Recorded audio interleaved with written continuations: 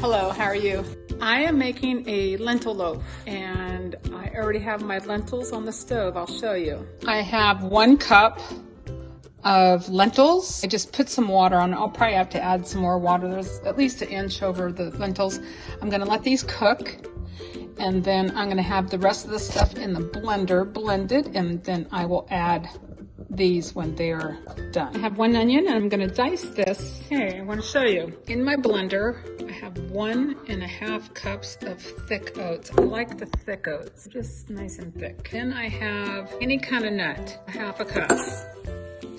1/4 cup of water, and then the onion, just coarsely chop it. And I have some seasonings. In here I have 1.5 teaspoons of Himalayan pink salt, 1/2 teaspoon of sage, 1 teaspoon of this stuff I get at Costco, garlic and herb. And then I'm gonna blend this. The onion will make it blend. You should put the onion on the bottom, especially if you don't have a high-powered blender. If you have to, just add a little bit more water. And then when I get the lentils cooked, I'll put them in here and blend them also a little bit to smooth them out so you can't tell they're lentils. Okay, the lentils got done.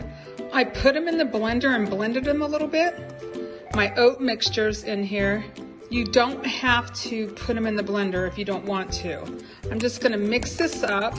I'm gonna pour it in a greased small casserole dish.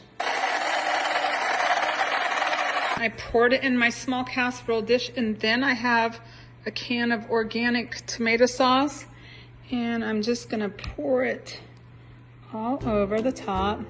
Sometimes I don't put this on this, and then sometimes I'll even use a jar of pasta sauce.